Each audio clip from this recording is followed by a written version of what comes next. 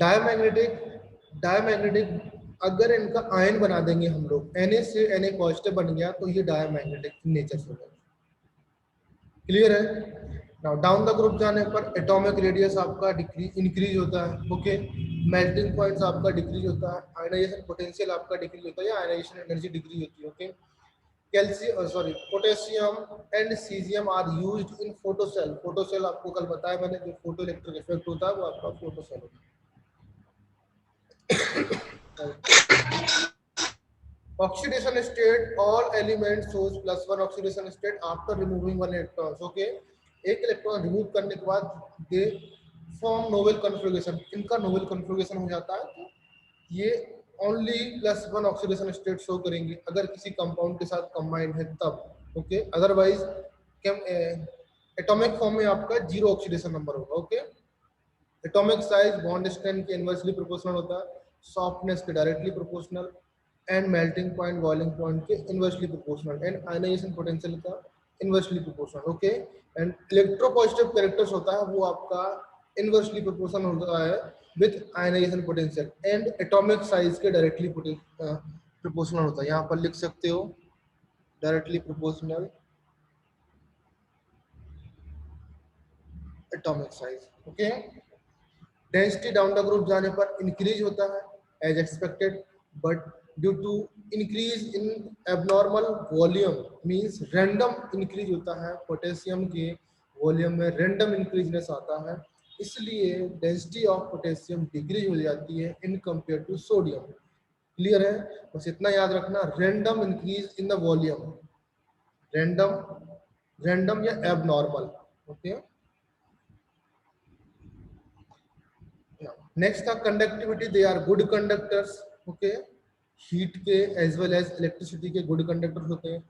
Flame test में मैंने बताया alkali metals and their salt, alkali metals like आपका Na हो जाएगा, Na है आपका lithium, sodium, potassium, rubidium, their salt like NaCl, NaBr, ये जो जितने सॉल्ट होते हैं दे shows colour with Bunsen flame, जब बंसन फ्लेम में आप रखते हो तो इनका कलर निकलता है, ओके।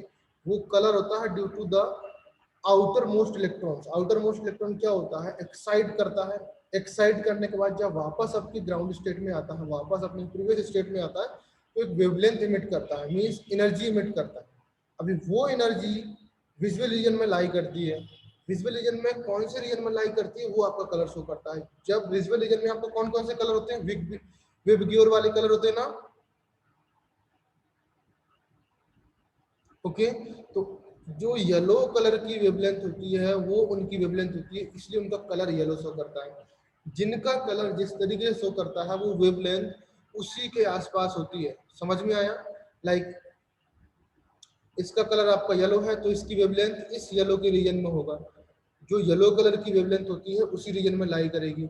सिमिलरली आपका पोटेशियम, पोटेशियम का कौन सा कलर होता है? वायलेट, तो वायलेट वाला लाई करेगा, यहाँ पर लाई करेगा, ओके। समझ में आया ना? इस तरीके से लाई करती है। एनर्जी कब इमिट होती है? जब आपका हायर एनर्जी स्टेट से लोअर एनर्जी स्टेट में या प्रीवियस स्टेट में आता है तब एनर्जी इमिट करती है। एनर्जी बोल सकते हैं, वेवलेंथ बोल सकते हो, फ्रीक्वेंसी बोल सकते हो, तीनों एक ही चीज है, कोई फर्क नहीं, ओके।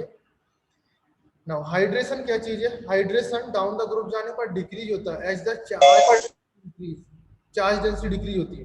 नाउ बिकॉज देखो स्मॉलर द साइज, जो स्मॉलर कैटायन होता है वो greater the degree of its hydration, hydration में जिसकी साइज छोटी होती है वो ज्यादा डिग्री ऑफ हाइड्रेशन उसकी ज्यादा होगी। समझ में आया?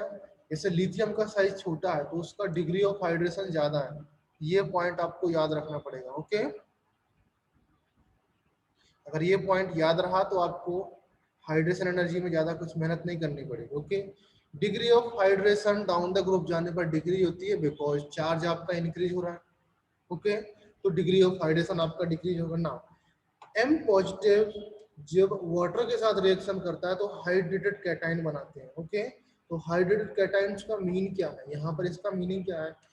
Hydration energy, energy release when 1 moles या 1 ग्राम मोल्स, यहाँ पर 1 मोल्स लिख सकते हो, 1 moles of an ion, 1 moles, okay, 1 mole of an ion is dissolved in water to get it hydrated.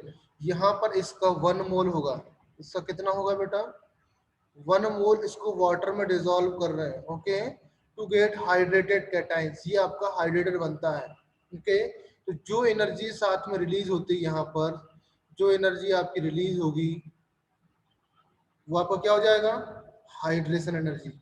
समझ में आया शिव प्रसाद, क्लियर। जो एनर्जी रिलीज होती है वाटर में डिसॉल्व करने पर वो आपका हाइड्रेशन एनर्जी हो जाएगा। अभी एनर्जी रिलीज हुआ, इसका मतलब क्या हुआ,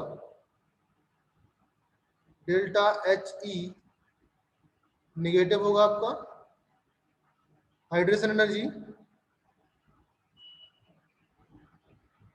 निगेटिव में आया कि नहीं आएगा, ओके, जो कि मैंने यहां पर बताया। तो due to this decrease in the greater, यहाँ पर क्या साइज आपका इंक्रीज हो रहा and degree of hydration decrease होती है डाउन द ग्रुप जाने पर, तो आपका सेम टू सेम आपका क्या हो जाएगा, डिग्री ऑफ हाइड्रेशन आपका डिक्रीज हो रहा, तो आपका हाइड्रेशन एनर्जी भी डिक्रीज होती है फ्रॉम लिथियम टू,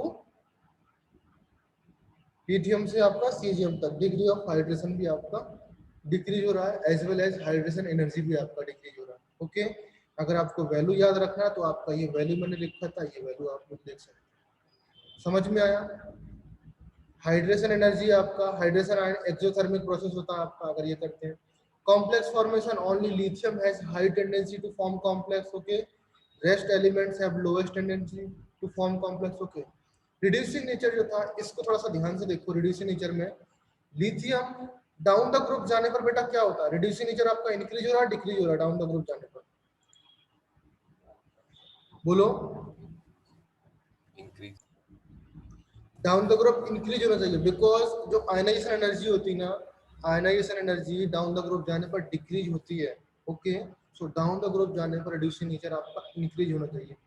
जितना आयनाइजेशन एनर्जी कम होगा उतना ही एक्सपेक्टेड है कि रिड्यूसिंग नेचर ज्यादा होना चाहिए, because ionisation energy is inversely proportional to reducing nature,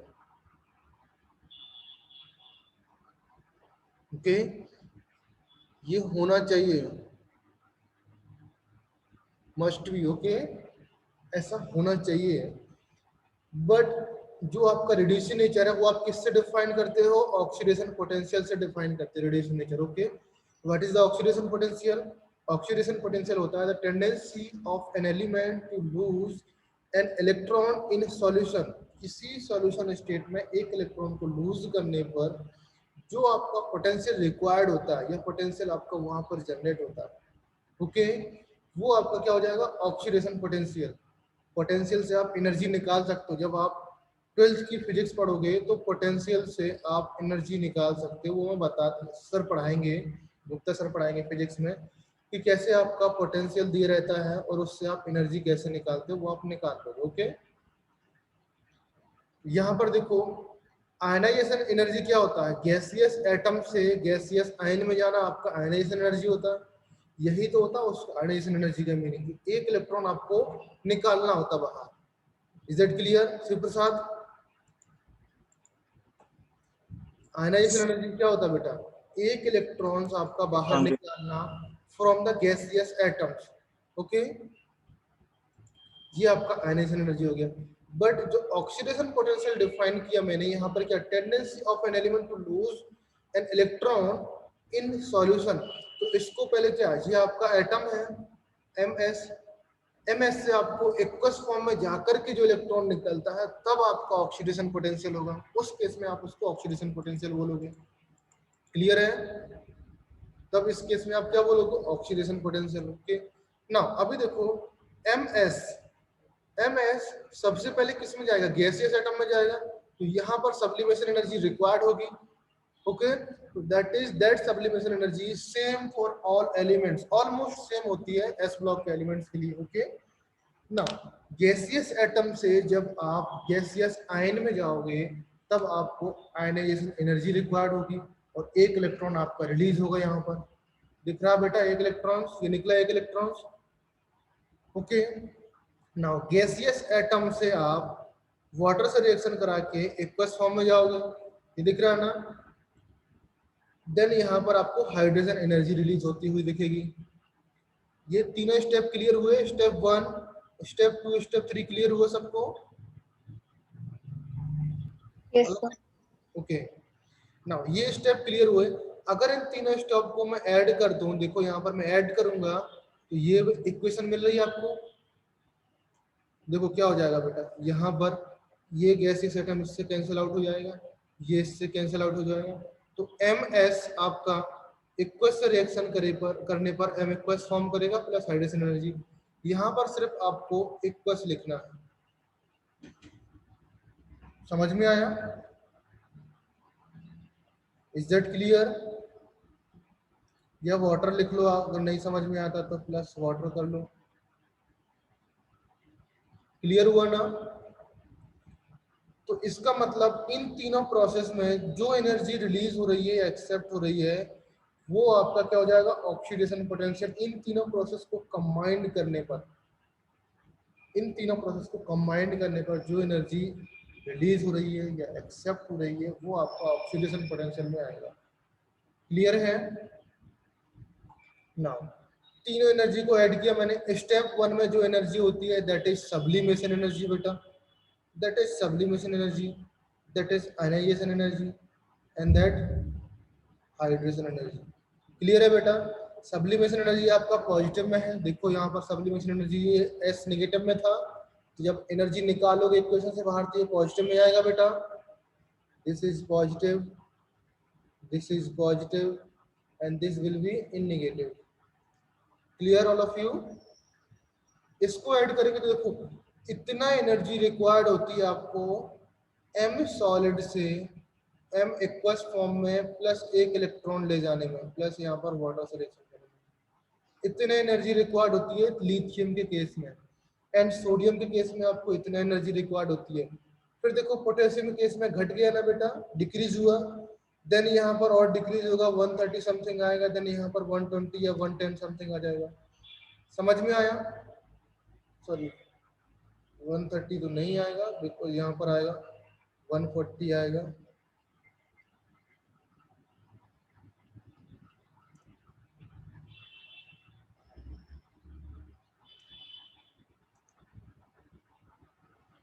समझा? इस तरीके से आएगा। सबसे कम आपका लिथियम का ही रहेगा, बिकॉज तभी तो लिथियम का ऑक्सीडेशन पोटेंशियल ज्यादा है। दिख रहा है ना? सबसे अच्छे रिड्यूसिंग एजेंट कौन सा है? लिथियम ना, बिकॉज इसकी एनर्जी सबसे कम आए ना बेटा, इसको एक्वस फॉर्म में ले जाने की सबसे कम एनर्जी। ये जो यहाँ से लेकर यहाँ तक वाला पार्ट है ना, ये पूरा एक्सप्लेनेशन है बेटा इसका कि ऐसा क्यों होता है।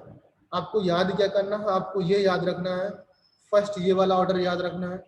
एक्सपेक्टेड ऑर्डर आपका ये है, इतना होना चाहिए, बट ड्यू टू यहाँ पर लिखना due to exceptionally high hydration energy, hydration energy ज्यादा होने के कारण से आपका ये ऑर्डर होता है। यस बोलो बेटा,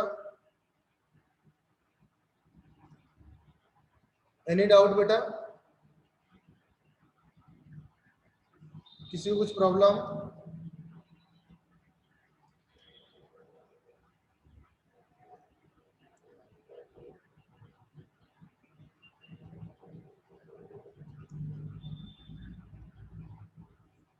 ओके, तो आपका एक्चुअल ऑर्डर आपका ये हो जाएगा। क्लियर है? किसी को कुछ प्रॉब्लम है इस ब्लॉक में? आई थिंक नहीं होना चाहिए। Now we are moving towards the magnetic properties of solid state.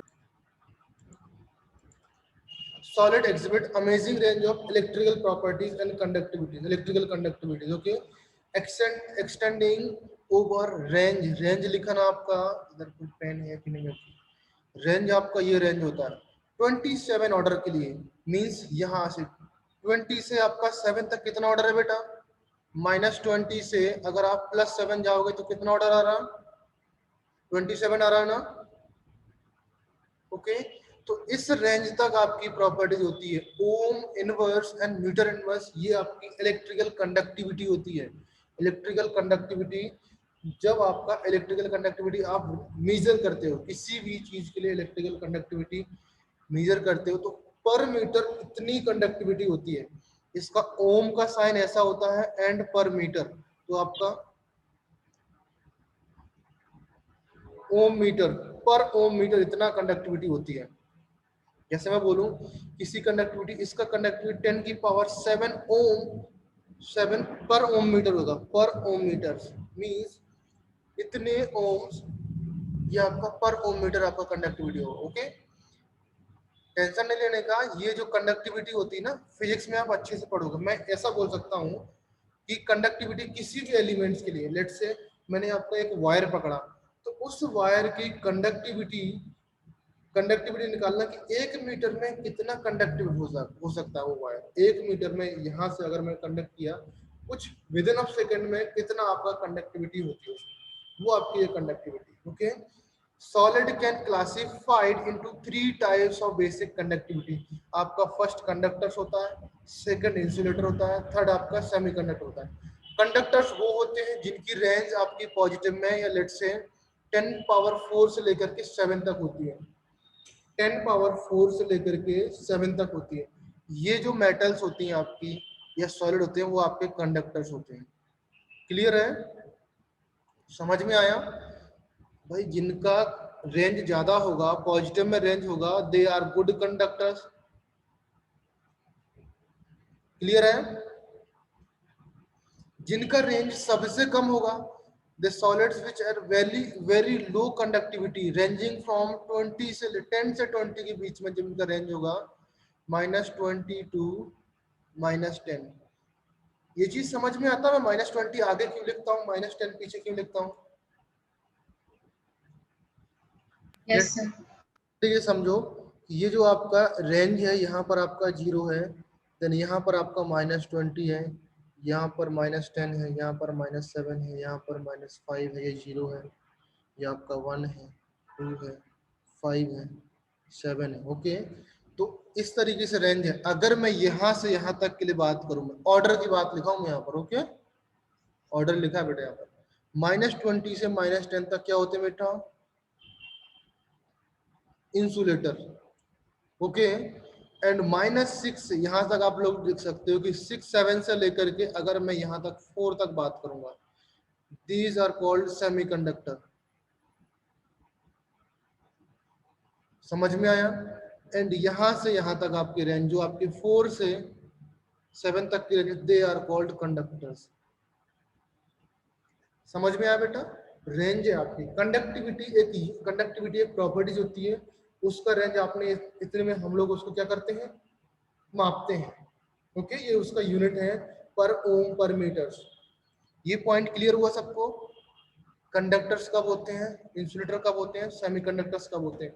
आप कभी भी किसी भी सॉलिड की प्रॉपर्टीज देखो, किसी भी सॉलिड की प्रॉपर्टीज देखो, जो आपके कंडक्टर्स होते हैं वो आपके आयनिक सॉलिड होंगे मोस्टली, और आयनिक सॉलिड की जो कंडक्टिविटी होगी वो इसी रेंज में लाई करेगी, जो ये रेंज दिख रहा है ना, इसी रेंज में लाई करेगी। ओके, जो इंसुलेटर वाले सॉलिड होते हैं उनकी प्रॉपर्टीज आपको इस रेंज में लाई करते हुए दिखेगी। ओके, जो सेमीकंडक्टर मैंने बताया ना, सेमीकंडक्टर आपके कौन कौन से मेटल्स होते हैं? सेमीकंडक्टर पता है ना आपको? N type semiconductor, P type semiconductor बताया मैंने। अरे भाई कोई बोलो, N type semiconductor, P type बताया कि नहीं? हाँ बताया। नहीं बताया? बताया। तो कौन सा एन टाइप होता है, कौन सा पी टाइप होता है? एन टाइप, एन मींस जहां पर मैं एन टाइप बोलूंगा उसका मतलब एक extra electron. Okay, N type semiconductor वो होते हैं जहां पर एक्स्ट्रा इलेक्ट्रॉन होते हैं, लाइक ग्रुप 15 वाले जो एलिमेंट्स होते हैं वो आपके एन टाइप्स। ओके, कंडक्ट में फिर से बताता हूँ। ओके, कंडक्शन ऑफ इलेक्ट्रिसिटी, ये आपका प्रॉपर्टीज लिखा हुआ है किस तरीके से कंडक्टेंस होती है। अ कंडक्टर में conduct electricity through movement of electrons, ये तो आपको पता ही है, मूवमेंट ऑफ इलेक्ट्रॉन्स, इसकी वजह से कंडक्शन होता है, मूवमेंट ऑफ इलेक्ट्रॉन्स और आयंस। ओके, इसकी वजह से conductor metallic conductors being the former categories and electrolytes two letters, means जो आपके मेटेलिक कंडक्टर्स होते हैं वो आपके इलेक्ट्रोलाइट्स कैटेगरीज में आ जाते हैं। ओके, नाउ इस प्रॉपर्टीज में आपको सिर्फ आपको movement of electrons and ions याद रखना, बाकी कुछ नहीं याद रखना। Okay, metal conducts electricity in solid as well as molten state में। जो मेटल्स होती हैं वो एज वेल एज सॉलिड और मोल्टन स्टेट में होती हैं, बट जो आयनिक सॉलिड होते हैं, आयनिक सॉलिड आपके एक्वस और मोल्टन स्टेट में ही कंडक्शन करते हैं। आइडिया है कि नहीं? लाइक आपका NaCl है, NaCl या तो एक्वस होना चाहिए या मोल्टन स्टेट में होना चाहिए। अगर सॉलिड हुआ NaCl तो वो आपका कंडक्टर नहीं होगा। क्लियर है ना? समझ में आया?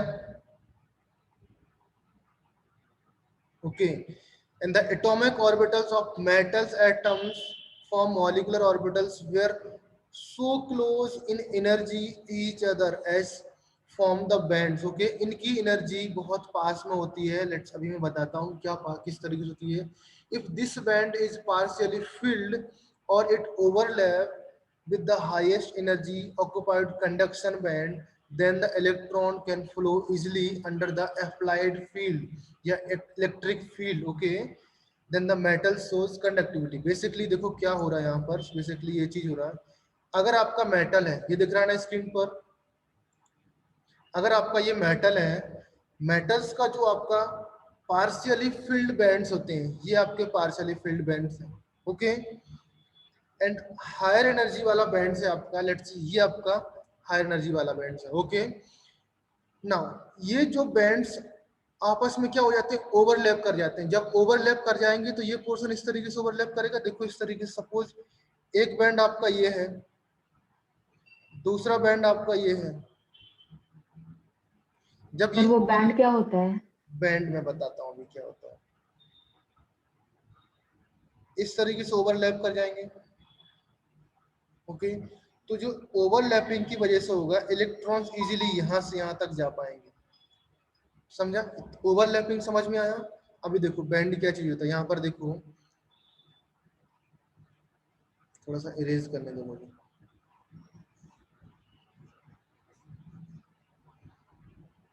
Metals conduct electricity. Solid. The conductivity of metals depends on the number of electrons. Number of electrons पर depend करती है conductivity, ये तो आप लोग जानते हो। Okay. And the atomic orbitals of metals, ions, molecular orbitals, जो आपके जैसे लास्ट सेल के इलेक्ट्रॉन्स होते हैं ना बेटा, ऑर्बिटल्स होते हैं, ऑर्बिटल्स होते हैं ना, ऑर्बिटल्स जो होते हैं आपके, बेसिकली ऑर्बिटल्स आपका एक इलेक्ट्रॉन्स या मेटल्स का इलेक्ट्रॉन। ओके, और जहां पर आप कंडक्टिविटी दूसरा ऑर्बिटल्स मींस मेटल और मेटल्स का ही ऑर्बिटल्स, लाइक एक आपका मेटल का पीस है, तो मेटल्स मेटल्स आपस में Na के साथ कंबाइंड होगा ना, सॉलिड स्टेट में पड़ा होगा। अरेंजमेंट किस तरीके से होता है कि एक सॉलिड दूसरा सॉलिड तीसरा सॉलिड, इस तरीके से। तो क्या करेगा वो, जो आपका एक ऑर्बिटल्स होगा आपका, लेट्स से आपका सोडियम ले लेते हैं हम लोग, तो ये आपका सोडियम का पीस हो गया एक। ओके, दूसरा सोडियम ये हो गया आपका। ओके, ना जो इसका ऑर्बिटल्स होगा और इसका ऑर्बिटल्स होगा, ये थोड़ा सा ओवरलैप करेगा, इसको हम लोग बैंड बोलेंगे। समझ में आया? हाँ, यस सर। क्लियर है? The atomic orbitals of metals from the molecular orbitals, molecular orbitals लिखा ना आपने एमओटी थ्योरी में पढ़ा होगा। Molecular which are so close to each other as to form a bond. समझ में आया? बैंड, ये बैंड फॉर्म हुआ। क्लियर हुआ ना? ऑर्बिटल्स आपस में ओवरलैप किए तो एक बैंड फॉर्म हुआ। अब इसको आप एक बैंड बोल सकते हैं, इसको एक बैंड बोल सकते हैं। ओके, आपस में ये फॉर्म हुआ। समझ में आया? If this band is partially field और ओवरलैप, अगर पार्शियली फिल्ड होगा या ओवरलैप करेगा, पार्शियल फील्ड में या तो टच कर रहा है या थोड़ा थोड़ा दूर पर रह रहा है या बहुत ही दूर पर रह रहा है, ये थ्री कंडीशन होती है, फर्स्ट सेकंड थर्ड। ओके, ये देखो यहाँ पर थ्री कंडीशन है। फर्स्ट आपका पार्शियली फील्ड मींस सिर्फ टच ही कर रहा है, आपका दिख रहा है ना बेटा, जहां पर मैं कर्सर कर रहा हूँ ये सिर्फ टच ही कर रहा है। यहाँ पर ओवरलैपिंग में दिख रहा है आपको, ये पोर्शन आपका ओवरलैप कर रहा है, जहां पर जितना ब्लैक है ये आपका ओवरलैप कर रहा है। यहाँ पर फिर क्या हुआ, अगर लार्ज एनर्जी गैप है उनका, अगर एनर्जी गैप ज्यादा है तो ये देखो, ये बैंड देखो कितना आपका एनर्जी गैप ज्यादा है तो यहाँ पर ना ओवरलैप हो पाएगा ना ये पार्शियल फिल्ड हो पाएगा। तो इस केस में आपके इंसुलेटर टाइप मेटल्स आती हैं, समझे। फॉर एग्जाम्पल एक मेटल्स है, इंसुलेटर मेटल्स है आपका, लाइक आपका क्लोरीन ले लो, ओके, क्लोरीन ले लिया। क्लोरीन का दूसरा ही एटम्स का जो मेटल्स होगा उसका जो बैंड होगा उनके बीच में जो डिस्टेंस होगी वो इतनी डिस्टेंस होगी, मीन्स बहुत ज्यादा लार्ज एनर्जी गैप। आपको याद नहीं करना, बस इतना याद करना, यहाँ पर एनर्जी गैप होगा, यहाँ पर ओवरलैपिंग होगा, यहाँ पर पार्शियली फिल्ड होगा, ओके, यहाँ पर स्मॉल एनर्जी गैप होगा। इतना ही याद करना, फिगर आप माइंड में रख लो, दिमाग में फिगर रख लो, और कभी क्वेश्चन नहीं आता, आया भी नहीं इससे क्वेश्चन। मैंने बोला था इलेक्ट्रिकल प्रॉपर्टी से क्वेश्चन आया भी नहीं है, और अगर आता है तो आपका क्वेश्चन सेमीकंडक्टर से आएगा, जो आपका सेमीकंडक्टर होता है यहाँ से आएगा अगर क्वेश्चन आता है, ओके। तो जहां पर स्मॉल एनर्जी गैप होगा वो आपका क्या हो जाएगा, semiconductors. Large energy gap means insulators, overlapping means आपका मेटल्स आ जाएगा, ओवरलैपिंग या पार्शियली फिल्ड मेटल्स। समझ में आया? Yes. Okay, now the electrons of these intrinsic semiconductors is too low for practical use, okay. Their conductivity is increased by adding appropriate amount of suitable impurities। उसने बोला जो ये semiconductor होते हैं ना, अगर ये सेमीकंडक्टर्स जो आपकी मेटल्स होती हैं डायरेक्टली आप यूज करते हैं इनको एज ए सेमीकंडक्टर्स, तो बहुत ही too low in practical use, means इनका कोई मतलब नहीं होता है प्रैक्टिकल यूज में। अगर हम लोग इनका किसी मोबाइल डिवाइस में सेमीकंडक्टर लगा रहे हैं, या आपके लैपटॉप में सेमीकंडक्टर लगा रहे हैं, या किसी माउस वगैरह में सेमीकंडक्टर लगा रहे हैं, तो इनका कोई भी यूज नहीं है, बिकॉज इनकी प्रॉपर्टीज बहुत ही नेग्लेक्टेबल होती है, इनकी प्रॉपर्टीज का कुछ मतलब नहीं होता, okay. Now their conductivity increase by adding appropriate amount of suitable impurities. Impurities तो आप लोग जानते हो, इम्प्यूरिटीज में डोपिंग करते थे, the process is called doping. Suitable amount of impurities add कर रहे हैं हम लोग, ऐड कर रहे हैं कि नहीं, okay. So doping can be done with an impurity which is electron rich or electron deficient elements। समझ में आया? इलेक्ट्रॉन रिच और इलेक्ट्रॉन डिफिशिएंट। अभी इलेक्ट्रॉन रिच में कौन कौन से होते हैं, जिनके पास एक एक्स्ट्रा इलेक्ट्रॉन होता है। इलेक्ट्रॉन रिच देखो, इलेक्ट्रॉन रिच को मैंने बोला था एन टाइप सेमीकंडक्टर्स, याद करो, ओके। सिलिकॉन एंड जर्मेनियम, मैंने फिगर बनाया था ना, सिलिकॉन सिलिकॉन सिलिकॉन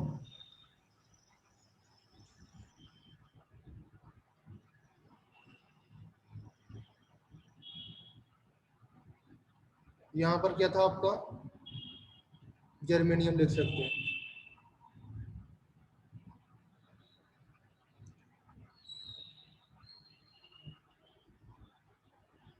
अपन ने क्या लिखा था वो बताओ, कौन सा एलिमेंट लिखा था इधर पर, कौन सा एलिमेंट था बेटा सिलिकॉन के साथ इलेक्ट्रॉन रिच में?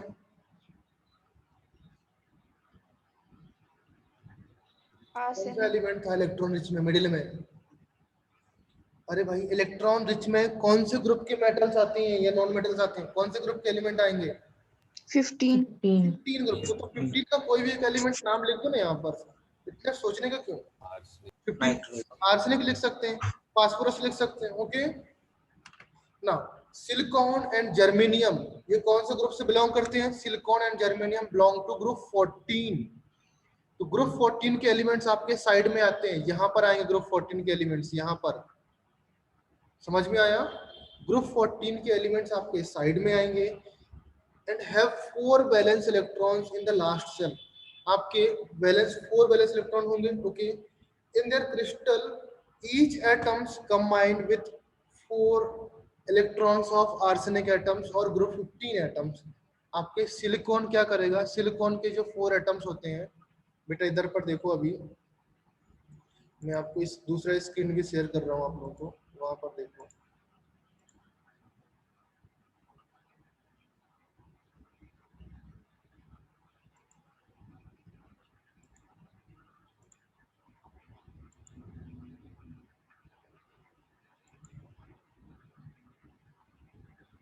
दिख रहा है ऑल ऑफ यू? ये स्क्रीन दिख रहा? Yes. यहाँ पर क्या था आपका? Silicon, silicon, silicon.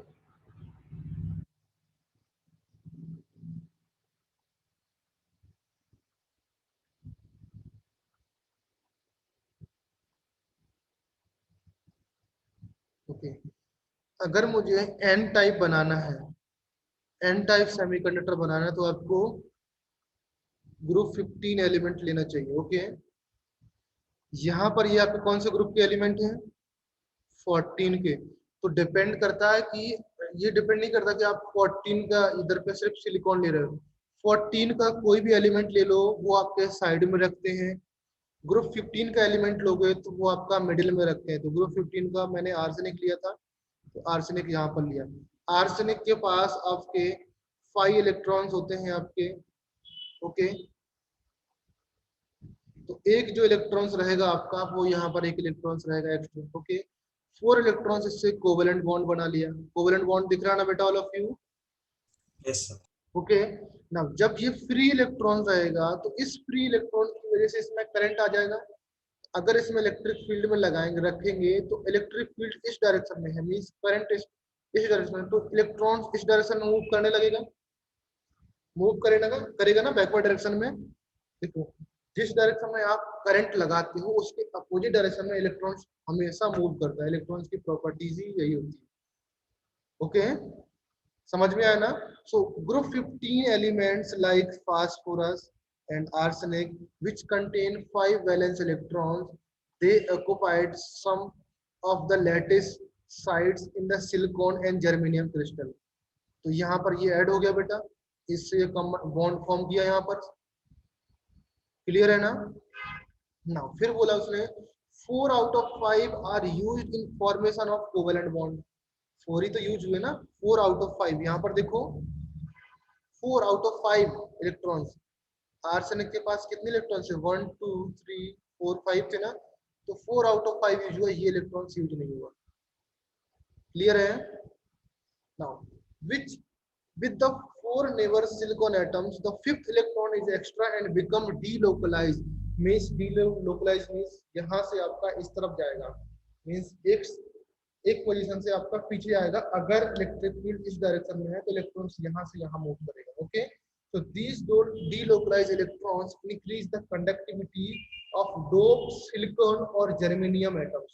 अभी आपको इसको आप क्या बोलोगे? सिलिकॉन एटम्स की, सिलिकॉन एटम्स की अमाउंट ज्यादा यहाँ पर, तो यहाँ पर बोलोगे डोप सिलिकॉन एटम्स। अगर डोप आपका NaCl होता है, NaCl के साथ क्या डोप करते हैं बेटा, बताओ मुझे, अगर आपको याद है तो।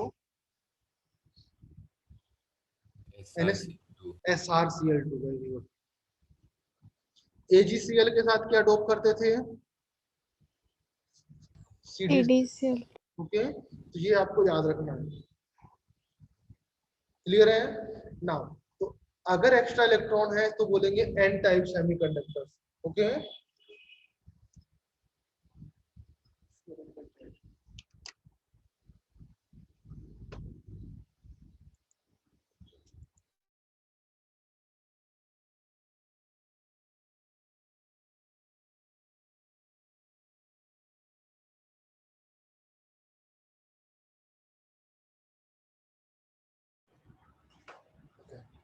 N type semiconductor clear. Electron deficient impurities क्या होती है? इलेक्ट्रॉन डिफिशिएंट इंप्यूरिटीज जहां पर एक इलेक्ट्रॉन की डिफिशियंसी होती है। लाइक आपने हाइड्राइड पढ़ा ना बेटा, इलेक्ट्रॉन डिफिशिएंट और electron rich hydrides, same type का कॉन्सेप्ट यहाँ पर इलेक्ट्रॉन मींस 13 ग्रुप के एलिमेंट्स आएंगे।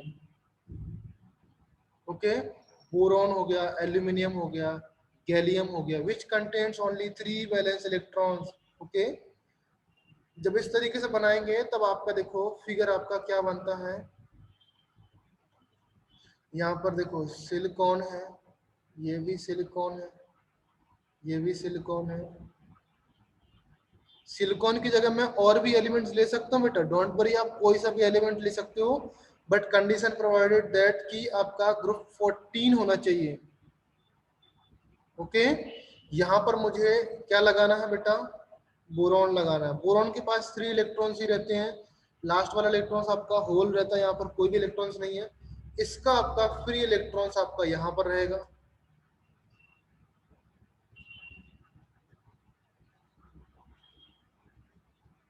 यहां पर इसका फ्री इलेक्ट्रॉन्स रहेगा। ओके, जब इलेक्ट्रिक फील्ड लगाएंगे तो ये इलेक्ट्रॉन्स आपका यहां पर मूव कर जाएगा।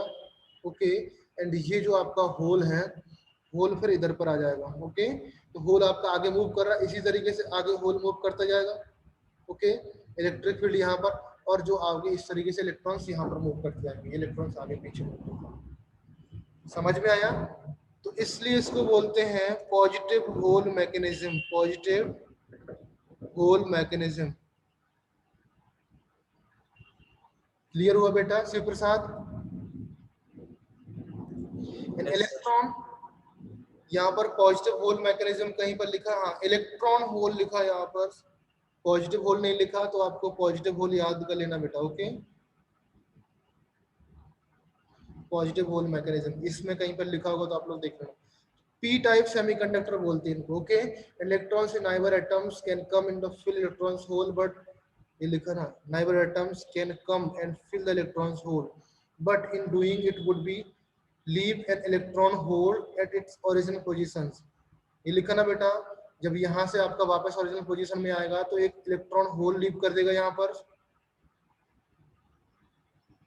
जो हम लोग बात कर रहे हैं इधर पर, ये इलेक्ट्रॉन होल आ जाएगा इधर पर। समझ में आया ना? It happens it would be appear if the electron hole has moved in the direction opposite to the electrons. Electron जिस डायरेक्शन में आ रहा है उसके अपोजिट में होल जा रहा। Under this influence electric field, under the influence of electric field, electric field के इन्फ्लुएंस में ये सब पूरा। Okay, electron would move toward the positive plates through the electronic hole, positive plates की तरफ जाएगा इलेक्ट्रॉन्स। मींस हम लोग जो होल होता है ना उसको पॉजिटिव की तरह एज्यूम करते हैं, इसलिए इलेक्ट्रॉन्स आपका पॉजिटिव होल प्लेट्स या पॉजिटिव होल की तरफ या पॉजिटिव प्लेट की तरफ आ रहा है। ओके, क्लियर है ना बेटा? N type p type clear हुआ? नाउ ये आपके n type p type perfect crystal आपका ये रहेगा, यहाँ पर कोई भी इम्प्यूरिटीज नहीं है, कोई भी डोपिंग नहीं है। यहाँ पर देखो डोपिंग कर रहे हैं हम लोग, सिलिकॉन की डोपिंग किया तो ये जो आपका इलेक्ट्रॉन्स दिख रहा है ना, ये आपका मोबाइल इलेक्ट्रॉन्स है आपका। यहाँ पर दिख रहा है ना, यहाँ पर दिखा, यहाँ पर ये होल किया लोगों ने, कोई भी इलेक्ट्रॉन्स नहीं है, ये होल है आपका। ओके, तो ये आपके लेट से ये सिलिकॉन के आपके एटम्स हैं। ओके, ये भी आपके सिलिकॉन के, तो ये आपका एन टाइप है, ये आपका पी टाइप है। समझ में आया ऑल ऑफ यू? कुछ बताओ मुझे, ये सारा ऊपर से गया, ये बोर्ड्स में आता है बेटा, जेई का मुझे पता नहीं, जेई में कभी कभी आता है कभी कभी नहीं आता है, बट बोर्ड में 100% आता है। ओके, ना अभी यहाँ पर देखो क्या क्या याद करना है, यहाँ पर आपको याद करना है ये this is application of n type p type semiconductor. Application में आपको सिर्फ ये पढ़ना है कि ग्रुप 14 की जगह पर आप देखो जर्मेनियम एंड सिलिकॉन ग्रुप 14 से बिलोंग करते हैं। Okay, therefore they have characteristic valency of 4 and form 4 covalent bond. Okay, now a large variety of solid state material have been prepared by combining 13 और 15, इनसे मिल सकता है 12 और 16 से भी मिल सकता है। 14 ग्रुप के साथ किसको कंबाइन कर रहे हैं बेटा? 13 को और 15 को। लेट्स से यहाँ पर 14 ग्रुप है आपका, तो ये पहले किसको कंबाइन कर रहे हैं? 13 वाले को और 15 वाले को। सेकेंड टाइम में आपने क्या किया? 12 वाले को और 16 वाले को कंबाइन किया। Okay, to simulate the average valence of 4 electrons like germanium और सिलिकॉन। ओके, टिपिकली जो एग्जाम्पल होते हैं, अगर 13-15 की बात करूं मैं तो आपके ये एग्जाम्पल आ जाएंगे। Okay, GAS semiconductor have very fast response, have revolutionized the design of semiconductor।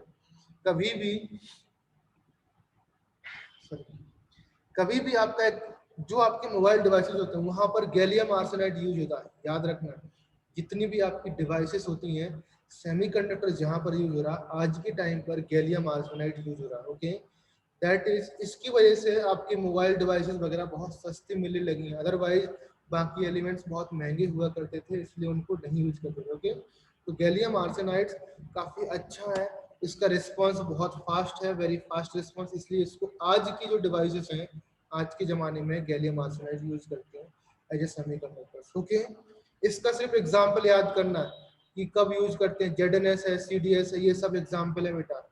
Okay, ये याद करना। 1216 वाला कौन सा एग्जांपल है? 1216 वाले ये हैं आपके HT are the example of, these are the 1216. Okay,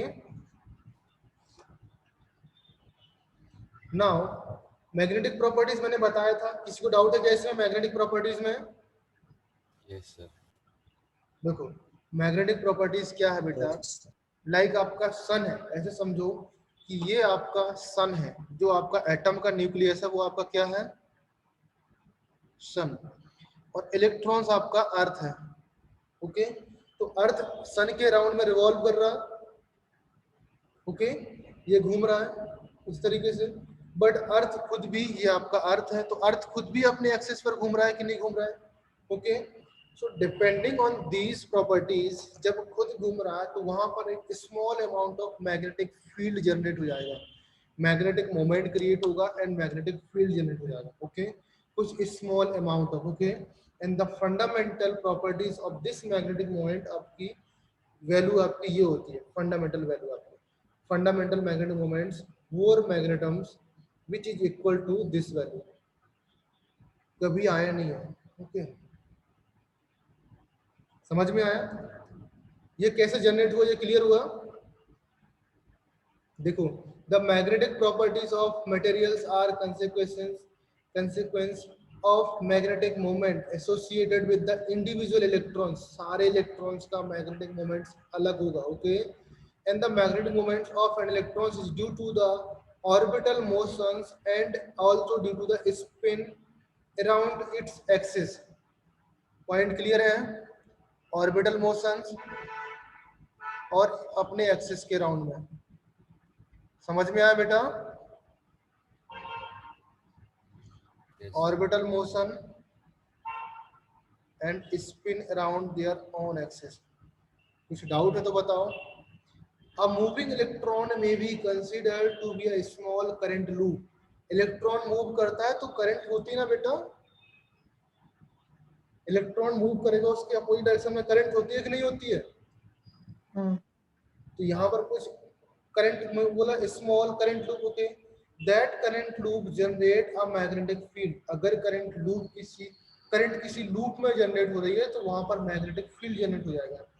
ये सारी प्रॉपर्टीज आप ना फिजिक्स में पढ़ोगे बहुत अच्छे से, और जब आपका ये चैप्टर चलेगा वो 4 मंथ तक चैप्टर चलेगा, एटलीस्ट 4 मंथ तक, इलेक्ट्रिक फील्ड और मैग्नेटिक फील्ड। तो आपकी ये तो छोटी छोटी सी चीजें लगेंगी जब आप फिजिक्स में पढ़ लोगे कि मैग्नेटिक फील्ड कैसे जनरेट हो रहा है, इलेक्ट्रिक फील्ड कैसे जनरेट हो रहा है, बहुत ही छोटी चीज लगेगी। ओके, तो जब आपका इलेक्ट्रिक फील्ड किसी भी सर्कुलर मोशन में लगाते हैं तो वहां पर एक मैग्नेटिक फील्ड जनरेट हो जाता है। Okay, which has a small amount of magnetic moment along the axis of rotation, and that magnetic moment is due to the electron spin directly along the spin axis. Okay, समझ में आया? And इसकी value आपकी ये होती है। Okay, on the basis of this magnetic properties आपके 4 type के मैग्नेटिक प्रॉपर्टीज किसी भी सब्सटेंस है, 5 टाइप की मैग्नेटिक प्रॉपर्टीज होती है। कोई भी सब्सटेंस ले लिया मैंने, रैंडम मैंने कोई भी सब्सटेंस लिया आपने। ओके, वो 5 टाइप की मैग्नेटिक प्रॉपर्टीज होती है। फर्स्ट आपका होता है पैरामैग्नेटिज्म, जहां पर आपका अनपेयर्ड इलेक्ट्रॉन्स होते हैं। Okay, diamagnetic means no unpaired electrons. समझ में आया बेटा?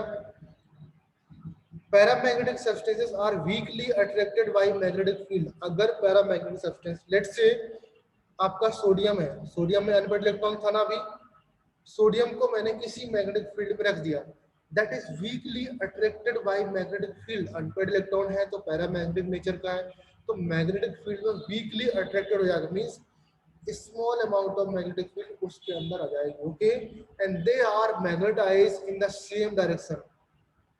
समझ में आया बेटा? Magnetize in same direction. Okay, तो they lose their magnetic field in absence of magnetic field. क्या? बेसिकली क्या होगा, इस पॉइंट का मतलब ये है, सबको मोबाइल दिख रहा मेरा? Yes.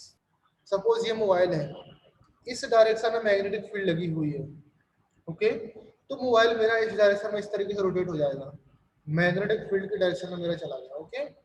अगर मैग्नेटिक फील्ड मैंने रिमूव किया तो फिर से अपनी पोजीशन में आ जाएगा।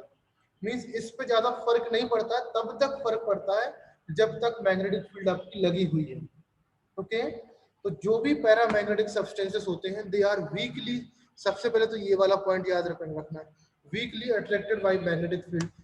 वीकली मीनिंग होगा, okay, and weakly attracted means अगर मैग्नेटिक फील्ड लगाते हैं हम तो वो सेम डायरेक्शन में रोटेट हो जाएगा, ओके। रोटेट हो जाने के बाद अगर मैग्नेटिक फील्ड रिमूव किया तो फिर से अपनी ओरिजिनल पोजीशन पर आ जाएगा जैसे वो स्टार्टिंग में था। समझ में आया all of you? Is that clear? Now example आपके मैग्नेटिक फील्ड के हैं ऑक्सीजन, Cu2, Fe+2, Cr+3 और बाकी जिनमें अनपेड इलेक्ट्रॉन होते हैं, बाकी तो आप लोग जानते हो कि नहीं जानते हो ना। O2 आपका अनपेड इलेक्ट्रॉन रखता है, कहां से निकालते हैं बेटा, कैसे निकालते हो? MOT पढ़ा आपने?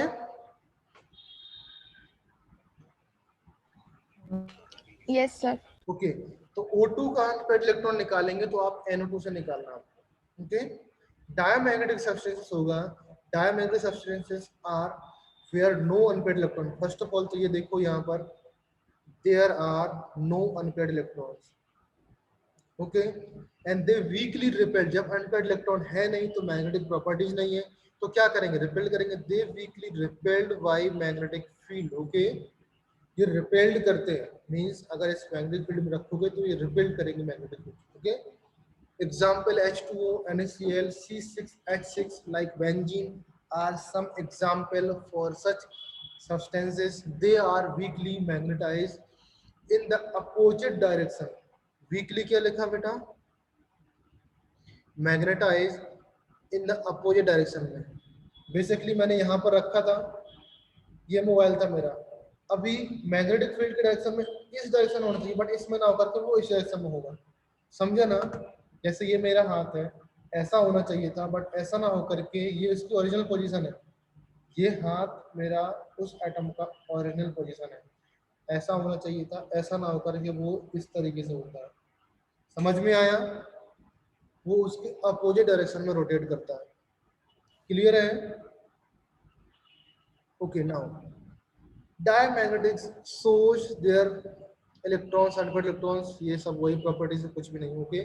The pairing of electron cancel, pairing of electrons, pairing का मीनिंग क्या होता है, cancel their magnetic moments and they lose their magnetic characters. जहां पर पेयरिंग ऑफ इलेक्ट्रॉन्स हो जाएगी तो मैग्नेटिक मोमेंट कैंसिल आउट हो जाएगा। इलेक्ट्रॉन्स इस तरीके से ऊपर नीचे होते हैं बेटा, इलेक्ट्रॉन्स अगर पेयर करते हैं तो एक ऐसा इस तरीके से होता है, तो ये मैग्नेटिक मोमेंट को क्या करेंगे, कैंसिल आउट कर देंगे, okay. Cancel their magnetic moments, okay. So इनकी जो मैग्नेटिक प्रॉपर्टीज होती है वो खत्म हो जाती है। क्लियर शिव प्रसाद? नाउ फेरोमैग्नेटिज्म क्या होता है? फेरोमैग्नेटिज्म होता है a few substances like iron, जो भी जितने भी सब्सटेंसेस होते हैं लाइक आयरन है, कोबाल्ट है, निकल है, गैडोलिनियम है एंड CrO2 है, are attracted very strongly with magnetic field. अभी आयरन को तो आप जानते हो, मैग्नेटिक फील्ड कितना स्ट्रांगली उसको चिपक जाता है। मैग्नेट जानते हो आप लोग, मैग्नेट और आयरन अगर रखोगे तो बहुत स्ट्रांगली वो लोग अट्रैक्ट कर जाते हैं, ओके। नाउ सच सब्सटेंसेस कॉल्ड फेरोमैग्नेटिक सब्सटेंसेस। फेरो means very strong,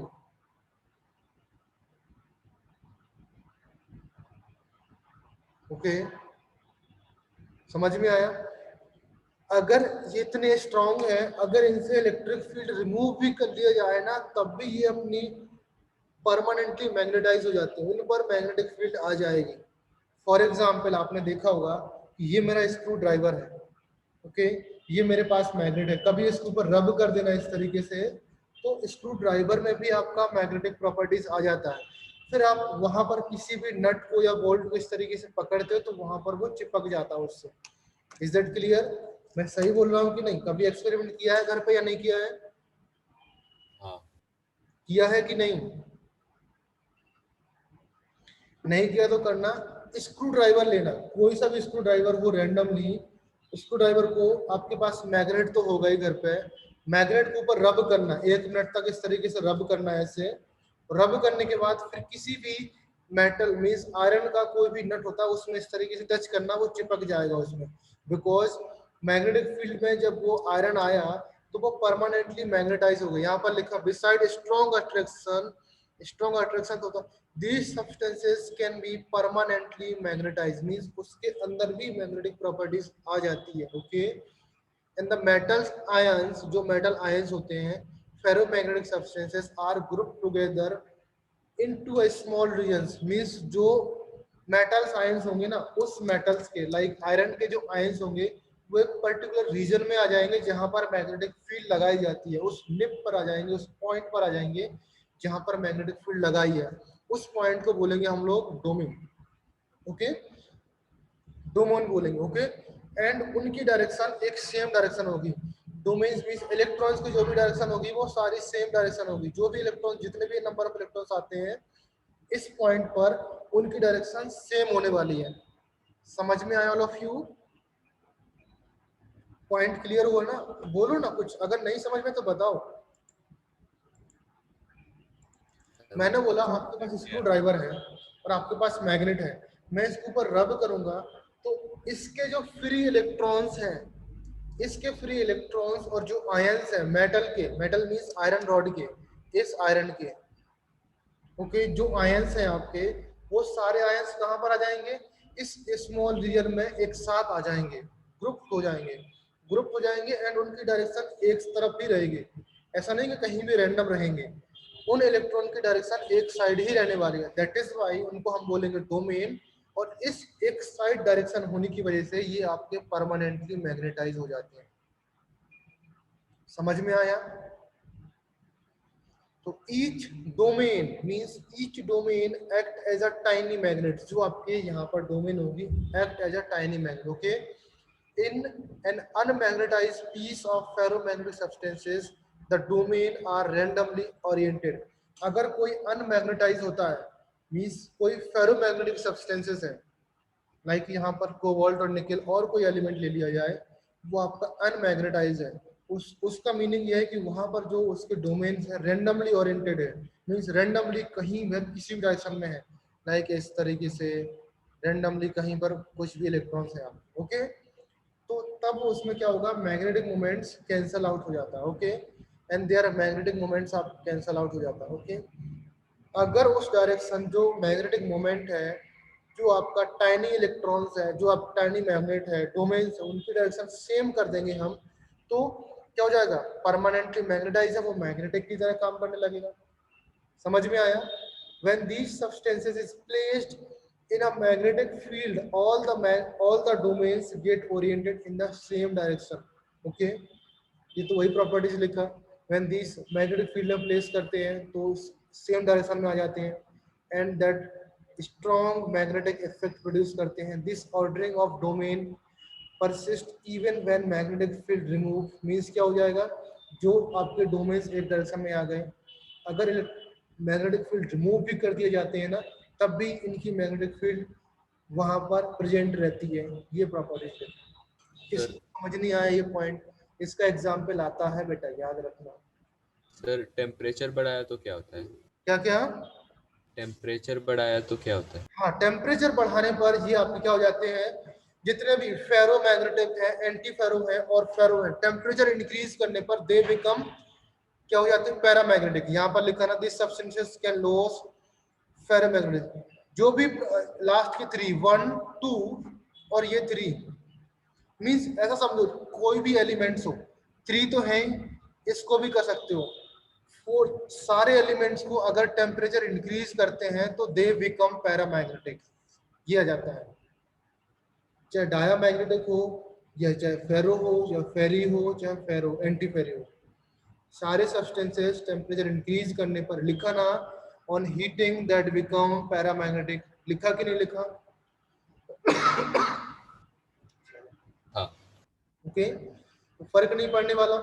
now anti फेरो क्या हो जाएगा, सेम जो फेरो की प्रॉपर्टीज है यहाँ पर एंटी फेरो की प्रॉपर्टीज भी सेम आने वाली है, बट कंडीशन ये है कि यहाँ पर अपोजिटली रहते हैं, एक इलेक्ट्रॉन ऊपर रहेगा तो एक इलेक्ट्रॉन नीचे रहेगा, फिर सिमिलरली एक इलेक्ट्रॉन नीचे रहेगा तो एक इलेक्ट्रॉन आपका ऊपर रहेगा।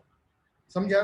जो डोमेन आपकी इकट्ठी होंगी किसी एक पोजीशन पर, उनमें से डोमेन कुछ ऊपर रहेंगी कुछ नीचे रहेंगी, एंड इसकी वजह से क्या हो जाएगा, जो मैग्नेटिक मोमेंट होगा उनका कैंसिल आउट हो जाएगा। मैग्नेटिक मोमेंट कैंसिल आउट हो जाएगा तो दे एलिमेंट्स या these substances called anti ferromagnetism magnetic substances. समझ में आया? सारी प्रॉपर्टीज आपकी सेम है फेरो की तरह, मींस प्रॉपर्टीज ये नहीं है प्रॉपर्टीज की वहां पर मैग्नेटिक मोमेंट कुछ प्रोड्यूस होता है, यहाँ पर मैग्नेटिक मोमेंट जीरो हो जाता है, वहां पर डोमेन ही बनता है, यहाँ पर भी डोमेन बनता है, बट वहां पर डोमेन्स आपकी क्या रहती हैं, एक डायरेक्शन में रहती है, यहाँ पर डोमेन्स अपोजिट डायरेक्शन में रहेंगी, बट सिमिलर टाइप की डोमेन्स रहेंगी, मींस जितने नंबर ऑफ डोमेन्स वहां पर रहेंगे उतने नंबर ऑफ डोमेन्स यहाँ पर रहेंगे। क्लियर है बेटा? जितने ऊपर उतने नीचे के। हाँ, जितने ऊपर रहेंगे उतने नीचे रहेंगी तो कैंसिल आउट हो जाएंगे। देखो ना इधर पर आपका फिगर बना हुआ है, ये आपका फेरो के लिए फिगर है, ये आपका एंटी फेरो के लिए,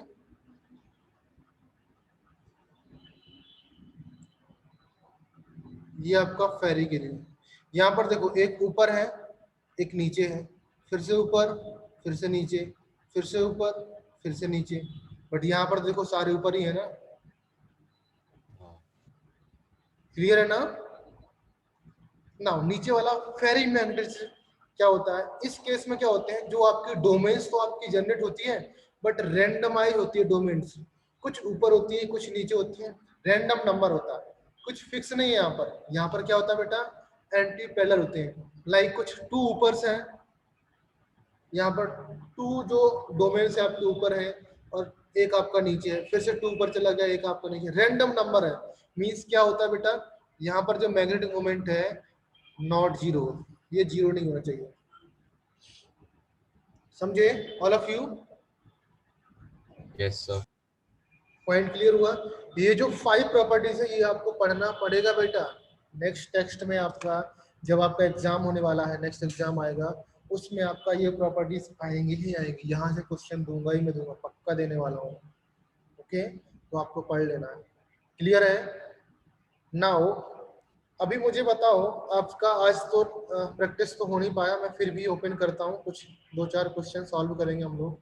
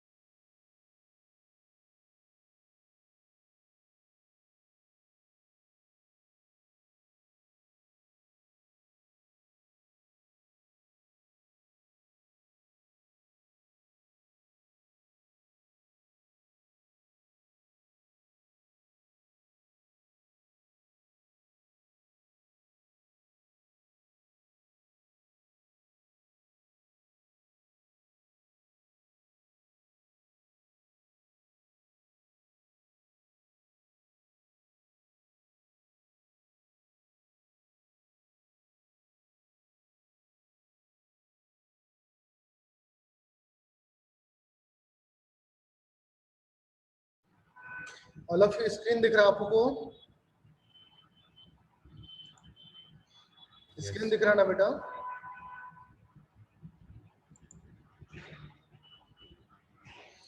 नाउ इनमें से कौन कौन सा क्वेश्चन आपसे नहीं हुआ बताओ मुझे, जल्दी से हम लोग एक्सप्लेन कर देंगे। ये आपकी मैग्नेटिक और इलेक्ट्रिकल प्रॉपर्टीज आपको यहाँ से सॉल्व करना है। विच सब्सटेंसेस एंटी फेरोमैग्नेटिज्म, अभी एंटी फेरो में आपका आया, कौन सा सब्सटेंसेस है एंटी फेरो में? Mn2O3। ये आप सॉल्व करना फिर मैं डिस्कस करता हूँ। ओके, पहले सॉल्व कर लो आप लोग। नाउ प्रीवियस ईयर के क्वेश्चंस देखो, इन द इवनिंग नाइट में मैं आपको आज लेक्चर रखने वाला हूँ, इसका प्रैक्टिस कंप्लीट नहीं हुआ है। ओके, नाइट में 8 to 9 या 9 to 10 बताओ कौन सा टाइम अवेलेबल हो सारे लोग इसका प्रैक्टिस रखने के लिए, बोलो एवरीवन।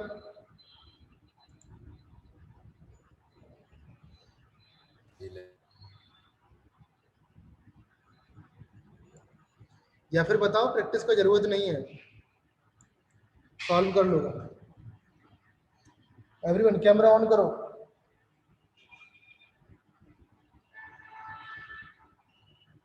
भाई ऑन कर लो कैमरा यार, कैसे लोग हो आप लोग।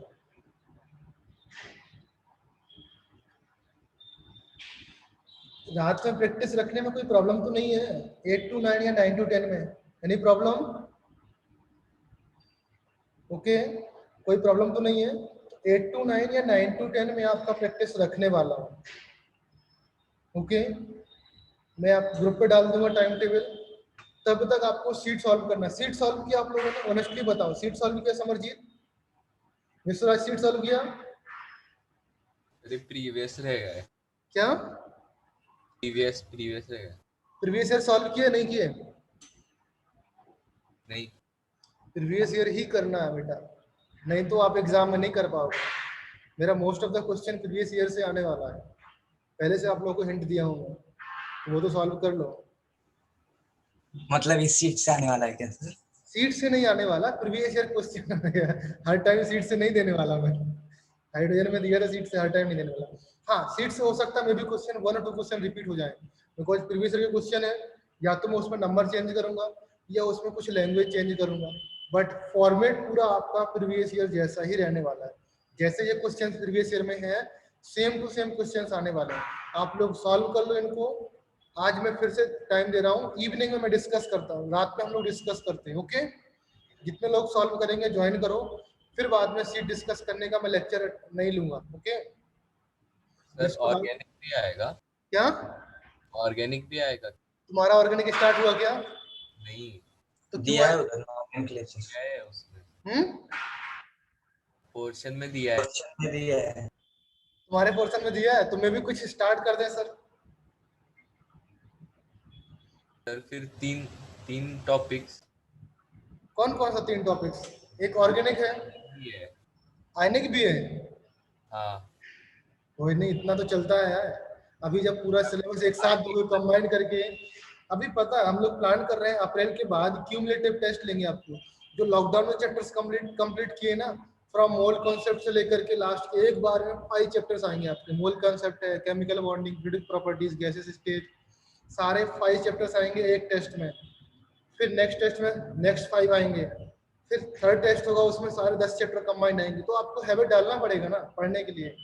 ऐसा थोड़ी होता है कि आप एक चैप्टर पढ़ लिया, अच्छे से रट लिया, उसको बस खत्म किया, आगे कुछ नहीं करना। पढ़ना शुरू करो। ओके, अच्छे से। क्यूमुलेटिव टेस्ट होंगे आपके, तो उसमें 5 10 चैप्टर होंगे। फिर जब आप 12th में आ चुके, आप 11th में थोड़ी हो आप लोग।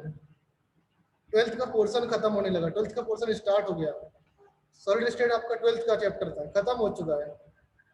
आप लोग 12th में आ गए, बड़े हो गए आप लोग। थोड़ा सा एक्सपीरियंस लाओ कि हम लोग मोर देन 4-5 चैप्टर्स एक बार में पढ़ करके एग्जाम दे सकते हैं।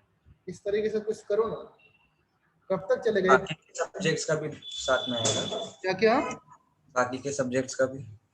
बाकी के सब्जेक्ट का भी 5 होगा, ऐसा नहीं है।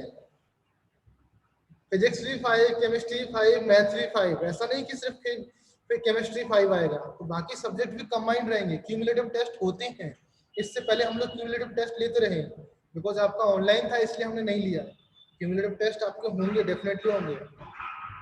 ओके, अभी से नहीं होंगे, बट मैं बोल रहा हूँ आपको पढ़ना स्टार्ट कर दो।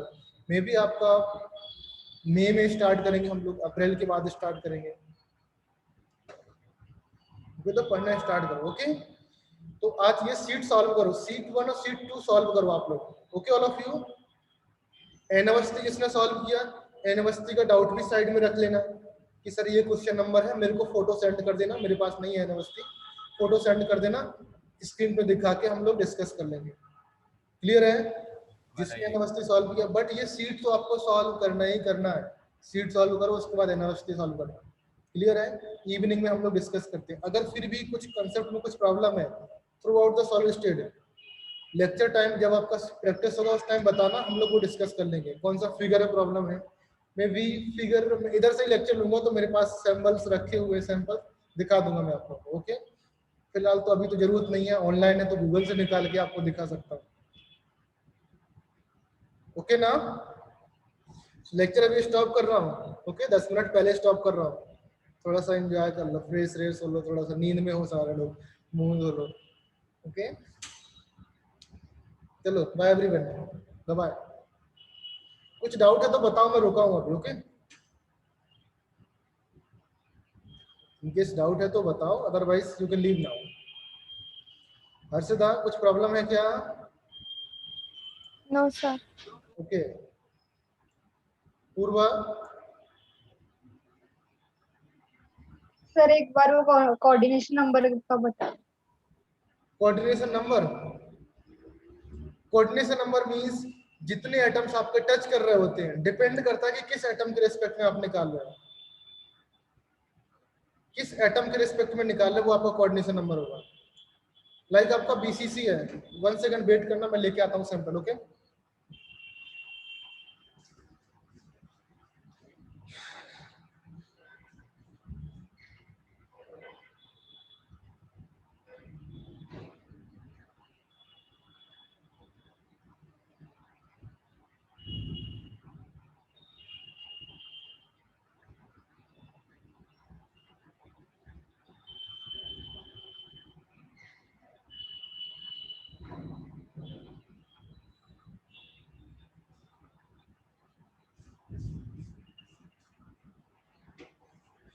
ये देखो,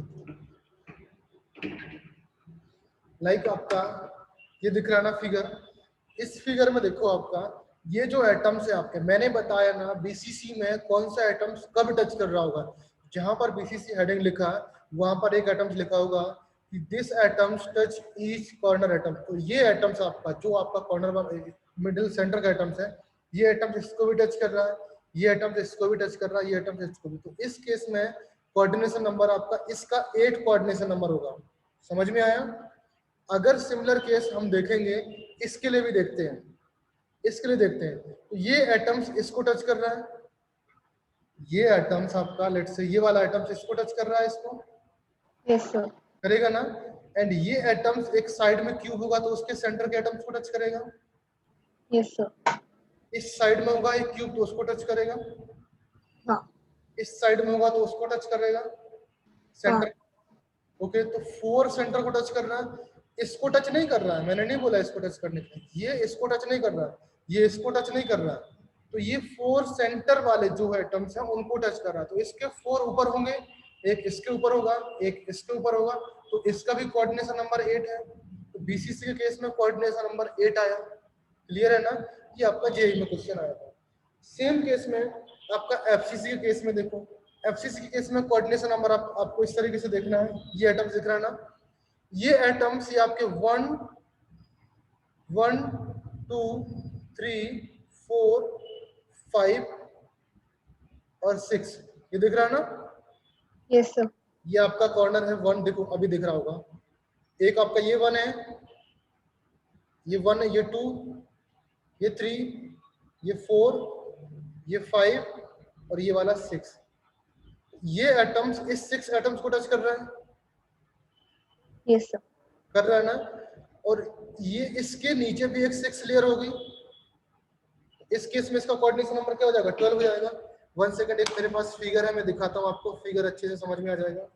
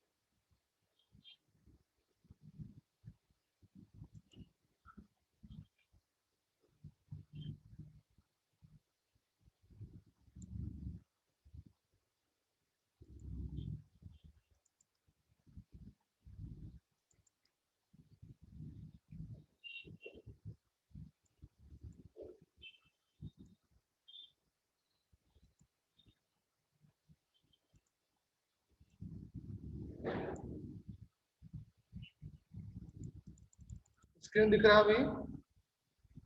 यस सर। ये आपका किसका है बताओ मुझे देख के। HCP का लेटेस्ट है ना ये वाला? हाँ। HCP का लेटेस्ट, हाँ मिल गया CCP।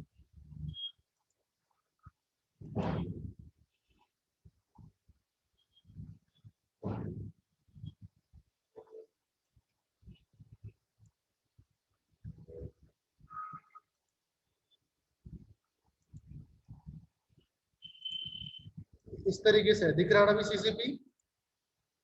Yes sir. ये आपका एक एटम्स था, देखो इधर पर, अभी मैं वीडियो ऑन कर रहा हूँ। स्क्रीन दिख रहा है कि नहीं आपको? हाँ सर।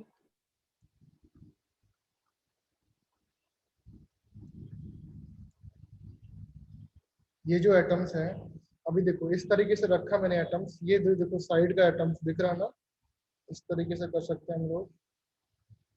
अभी ये जो आपका ए एटम्स है जिसको हम पकड़े हुए हैं हाथ से, ये आपका आगे वाला ये है। जो बीच की ये लेयरिंग दिख रही है ना, एक आपका ये लेयरिंग और एक आपका ये लेयरिंग, एक ये लेयर है एक ये लेयर है, दोनों लेयर डिफरेंट डिफरेंट है, ओरिएंटेशन में डिफरेंट है।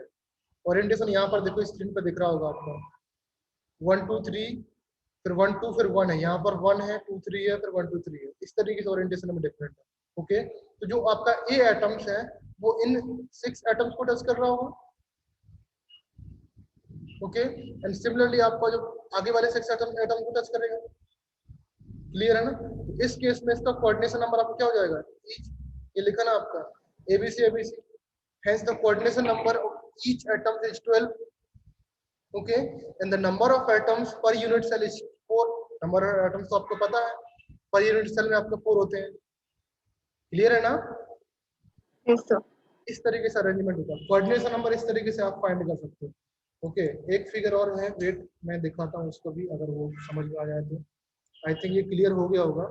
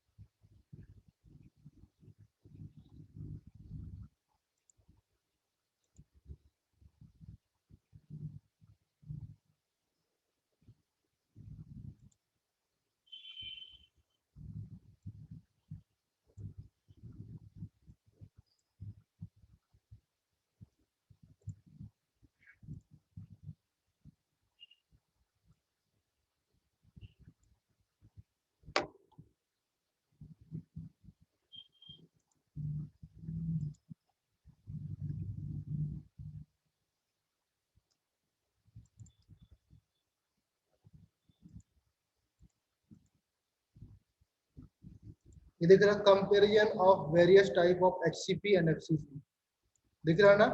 अगर आपको सीसीपी बनाना है और एफसीसी बनाना है, देखो ये जो आपका सेल रखा है ना लेफ्ट हैंड साइड में, ये सेल, ये आपका कौन सा सेल है, एचसीपी है, और एफसीसी का आपका फिगर ये बनेगा, दिख रहा है ना आपको। ये ग्रीन आपका ए टाइप का सेल है, ब्लू आपका बी टाइप का सेल है, और रेड आपका सी टाइप का सेल है। इसके बाद फिर से आपका ए आ जाएगा। क्लियर है बेटा पूर्वा? Yes sir. ओके, तो ये फिगर दोनों में देखो, अरेंजमेंट आपका, जो अरेंजमेंट आपका क्या है, स्टैगर्ड फॉर्मेट ही है दोनों का, बट जो नेक्स्ट लेयर पुट करते हैं उस लेयर के ऊपर डिपेंड करता है कि वो एचसीपी बना रहे हैं या एफसीसी बना रहे हैं। ये नेक्स्ट लेयर पुट करते हैं तब डिपेंड करता है। समझ में आया ना? ये दोनों फिगर देख रहे हो, ये जो फिगर है आपका एचसीपी वाला है, ये फिगर आपका एफसीसी वाला है। ओके, समझ में आया? हाँ सर। ओके, एक सेकंड और रुको, अभी तो फिगर ही फिगर क्लियर कराता है।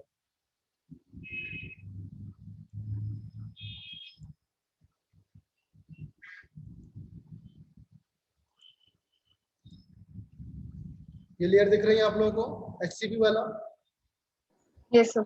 ये अरेंजमेंट होता है। क्लियर है ना? इस तरीके से। तो ये सारे फिगर हैं, अगर चाहिए तो मैं आपको सेंड कर दूंगा, वैसे तो गूगल पे तो मिल ही जाएंगे आपको अगर फिगर देखना है तो। Any doubts, any other? Purva और कुछ डाउट है? Sir two dimensional square packing और 3 डायमेंशनल स्क्वायर पैकिंग में डिफरेंस क्या होता है? 3 डायमेंशनल में आपका ये डिफरेंस है कि आप जो 3 डायमेंशनल में आप क्यूब बना सकते हो। 2 डायमेंशनल आपका ये है, जो ये सेल दिख रही है ना आपको, इसमें देखो, ये दिख रहा है ना, इसमें 2 डायमेंशनल जो पैकिंग है आपका ये है, जो आपका रेड कलर का बॉल है ना, ये आपका 2 डायमेंशनल पैकिंग है। इसके ऊपर कोई 3 डायमेंशनल पर नहीं जा रहे हम लोग, समझा ना? बेसिकली एक सेकंड, ये आपका एक्स एक्सेस है, ये आपका वाई एक्सेस है। ओके, इधर पर देखो, ये आपका एक्स है, ये आपका वाई है। अगर जेड में जाएंगे आप, मीन्स इसको ऊपर जाएंगे, तो ऊपर वाली लेयर ये है ना, ये तो 3D हो गया। ये ऊपर वाली लेयर है तो ये भी 3D हो गया। 2 डायमेंशनल में क्या, एक एक्स एक्सेस में होना चाहिए, एक वाई में होना चाहिए, बस, और कुछ भी नहीं। मीन्स एक लाइन आपका ये होगा और दूसरा लाइन आपका ये होगा। तो उसने बोला स्क्वायर पैकिंग, उसका मतलब होगा आपका ये बॉल और ये बॉल और ये बॉल आपकी सेम आनी चाहिए, इस तरीके से बॉल सेम आनी चाहिए, स्क्वायर पैकिंग। क्लियर ना? वेट अ सेकंड, मैं इसका ही फिगर देता हूँ आपको, 2 डायमेंशनल स्क्वायर पैकिंग का फिगर।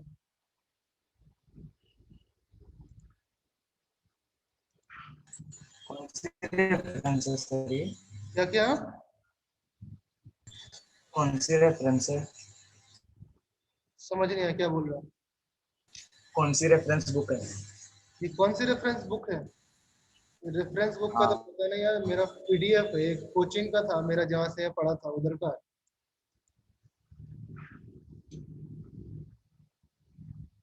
ये फिगर दिख रहा है ना आपको, this is the square packing and this is a hexagonal packing और स्टैगर्ड पैकिंग। हेक्सागोनल पैकिंग और स्टैगर्ड पैकिंग, आप इसको भूल जाओ। इसके ऊपर अगर 3D पुट करोगे तब आपका 3D डायमेंशन आ जाएगा। अगर यहीं तक आप रखे रहोगे तो ये आपका 2D है, ये आपका दोनों 2D में है। समझ में आया? Square close pack layer. Clear है ना? आपको एग्जाम में क्वेश्चन दिया था, यहाँ पर ये वाला क्वेश्चन दिया था, आई थिंक ये वाला क्वेश्चन दिया था, ऐसा ही क्वेश्चन था। अच्छा, ये नहीं था, कुछ ऐसा था। किस किसने सही किया था? उसमें क्या था, कॉर्नर पे था। अच्छा यही था, इसके मिडिल पे भी एक एलिमेंट था, याद आया, समझा ना? इस तरीके से क्वेश्चन दिया था, उसमें आपको कुछ ब्लैंक स्पेस वगैरह कुछ निकालना था, याद करो। दिया था या नहीं दिया था? Yes sir. तो कैसे निकालते? उसमें बोला था 2D था ये, उसका मतलब ये है। सर वो हाँ, एक एग्जाम में वॉइस क्लियर नहीं आ रहा।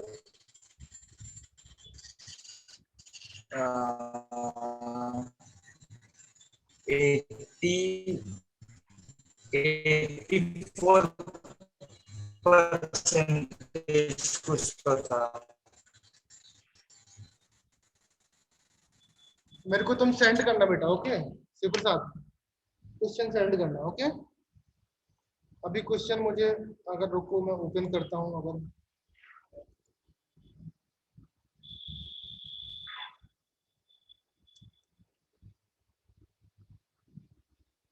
कौन सा क्वेश्चन था बताओ, थोड़ा सा याद कराओ मुझे। सर क्वेश्चन नंबर 31 है, पैकिंग एफिशिएंसी एग्जाम में पूछी। कुछ तो क्वेश्चन का आंसर परसेंटेज। नहीं वॉइस क्लियर नहीं आ रहा बेटा सही से तुम्हारा, एक बार टाइप करके चैट में बता दो मुझे, वॉइस क्लियर नहीं आ रहा।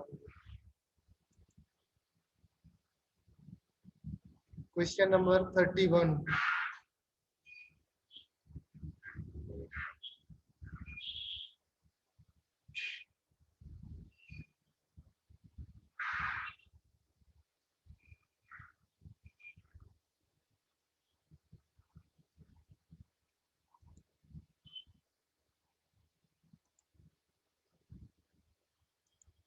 ये वाला क्वेश्चन था ना, देखो 31।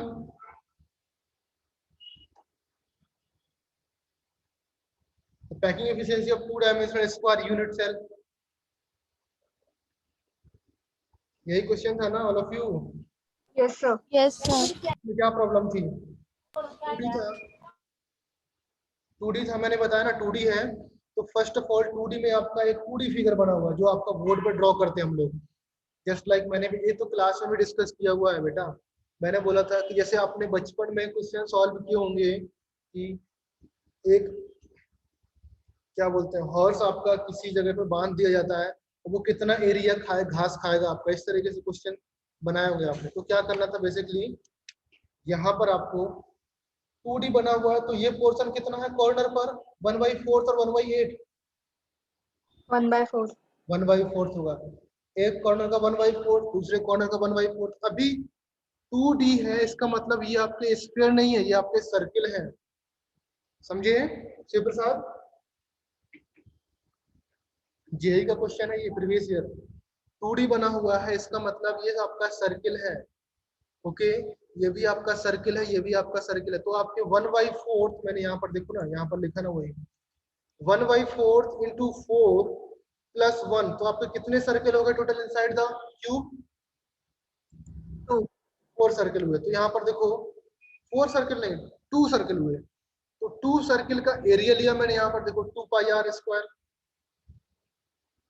यहाँ पर देखो एरिया ऑफ 2 सर्किल आ जाएगा, यहाँ पर क्या है 2πr² अपॉन उस लेंथ का एरिया, यहाँ से यहाँ तक का जो आपका लेंथ है, लेट से ये आपका लेंथ है, यहाँ से यहाँ तक का जो लेंथ है, इसका जो लेंथ है, ये एल दिया उसने, एल लिख सकते हैं हम लोग, क्लियर है ना?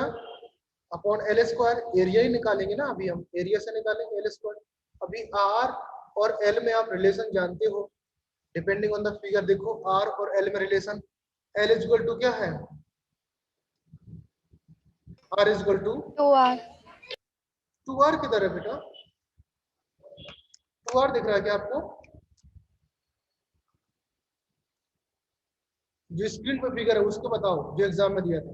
यहाँ पर 2R है, यहाँ पर आपका 2R है, बिकॉज मैंने यहाँ पर देखो टच करा दिया, यहाँ पर 2R है, बट यहाँ पर नहीं है 2R। यहाँ पर कितना है फिगर बताओ, R और L में रिलेशन बताओ कितना आएगा बेटा, बोलो बोलो, नहीं पता क्या?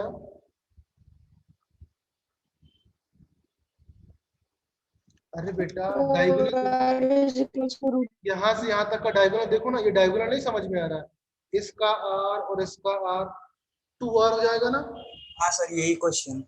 हाँ? इसका R और इसका R कितना हो जाएगा, 2R हो जाएगा। तो 2R is equal to, diagonal की डिस्टेंस कितनी होती है, √3/2 ए।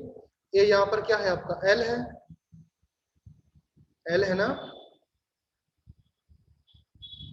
सर L √2 होता है ना? अच्छा Sir, L root 2 आएगा. L √2 आ गया यहाँ पर। ओके, ये चीज समझ में आया? 2r इक्वल टू ये हो जाएगा। अभी यहां से आप निकाल सकते हो इसका, ये होता I think 4r equal to, सही तो है? यहां से l इक्वल टू निकाल सकते हो, l और r में रिलेशन निकाल के आप डिवाइड कर दोगे। समझ में आया ना बेटा? Yes sir. L और R में सिंपल रिलेशन था, यहाँ से डायगोनल डिस्टेंसेस ई डायगोनल डिस्टेंस को इक्वल करके L और R में रिलेशन निकाल के आप डिवाइड करके यहाँ पर पुट कर देते हैं। देखो मैंने एरिया क्यों लिया, वॉल्यूम क्यों नहीं लिया? वॉल्यूम निकालने के लिए आपके पास 3D फिगर होना चाहिए ना। 2D में कभी वॉल्यूम निकालने के आज तक आप लोग 2D में हमेशा आप क्या निकालते हो? एरिया निकालते हो। ओके, जब 3D आपके पास कोई चीज होगी तब आपको वॉल्यूम निकालना है। इस तरीके से क्वेश्चन और प्रैक्टिस कर लेना, ऑलरेडी मैंने क्लास में बताया था आपको। ओके, क्लियर है ना? सर यस, और कुछ प्रॉब्लम है बताओ, otherwise we can stop now. Sir 30 वाला 30 क्वेश्चन फिर से समझाइए। 30 क्वेश्चन ये वाला? नहीं 31। 30 में देखो, पैकिंग इफिशियंसी 2 डायमेंशनल यूनिट में पूछा बेटा, तो ये 2D यूनिट बना हुआ है आपका। जैसे आप ड्रॉ करते हो ना, सोचो ये ड्रॉ हुआ है आपका, नोट्स में ड्रॉ है ये, तो इसमें जो कॉर्नर पर जो एटम्स लगे हुए हैं उनका कितना पोर्शन इसके अंदर में है? 1/4 है ना, सर्किल है आपका, 1/4 पोर्शन अंदर है ना। हाँ 1/4 एक कॉर्नर का, तो टोटल कितने कॉर्नर है? 4 कॉर्नर, तो 4 इंटू 1/4 कितना सर्किल हुआ? एक। Clear? 1 circle. 1 circle, 1 completely inside, तो कितने सर्किल हो गए? 2 सर्किल हो गए। हाँ सर। ओके, तो 2 सर्किल होगा यहाँ पर। 2 सर्किल का एरिया निकालो अपॉन टोटल एरिया से, जो आपका एरिया है ना इस स्क्वायर यूनिट का, एल स्क्वायर ही होगा ना। एल यहाँ से, एल यहाँ से, एल ये डिस्टेंस है, एल ये डिस्टेंस, एल स्क्वायर होगा। आप क्या करते थे? यूनिट क्या करते थे? जेड इंटू वॉल्यूम ऑफ एक एटम्स अपॉन ए क्यूब करते थे ना। यस। ओके, यहाँ पर भी क्या करना है? Z into area of 1 unit. 1 unit क्या है आपका? 1 एरिया, 1 सर्किल है। Area of 1 circle, Z into area of 1 circle upon उस स्क्वायर का एरिया। बिकॉज 2D में है इसलिए मैंने एरिया लिया, 3D में होता तो मैं वॉल्यूम लेता डेफिनेटली। ओके, तो मैंने क्या किया? 2 इंटू पाई आर स्क्वायर, यहाँ पर दिख रहा कर्सर मेरा? Yes sir. 2 into pi r square upon l square into 100। अभी एल को आर में कन्वर्ट कर लो, यहाँ से डायगोनल डिस्टेंस से निकाल के आ जाएगा। आ जाएगा। समझ में आने से प्रसाद, या ऐसे बोलने आ जाएगा? नहीं सर आ जाएगा। ओके, बस इस तरीके सिंपल सा क्वेश्चन था और कुछ नहीं था। ये क्वेश्चन हुआ 30 सबसे। Yes sir. ये जो क्वेश्चन Yes, थी ना 28 से लेकर के 28 नहीं 27 से लेकर के 27, 28, 29 सारे प्रीवियस ईयर के क्वेश्चन है, कहीं ना कहीं आए हुए हैं। सर 27 एक बार बताओ। 27 में क्या बेटा? डेंसिटी निकालना था उसमें जी, सॉरी 27 आपका ये percentage of free space in cubic unit cell, cubic close packing means CCP में निकालना एंड बीसीसी में। क्या है इसमें? सिंपल सा है ना, जो पैकिंग एफिशिएंसी बताया ना मैंने दोनों में 100 से माइनस करना बेटा। पैकिंग एफिशिएंसी सीसी में 74% होती है, तो 26% फ्री स्पेस आया। बीसीसी में पैकिंग एफिशिएंसी 68% होती है, तो 32% ये आया। हाँ यस सर। सिंपल है ना, कुछ तो उसमें है नहीं, मैंने क्वेश्चन घुमा के दिया। क्लियर है? स्टॉप करें अभी, और कुछ प्रॉब्लम अगर डिस्कस करना होगा तो मैं से क्वेश्चन सेंड करता हूँ, हम डिस्कस कर लेंगे, और इवन हम लोग रात में डिस्कस करते हैं ना, आज बात करते हैं। ओके, जो भी डाउट है सॉलिड स्टेट में सारा खत्म करते हैं। क्लियर है? Okay okay, so can we stop now? Yes. Bye everyone.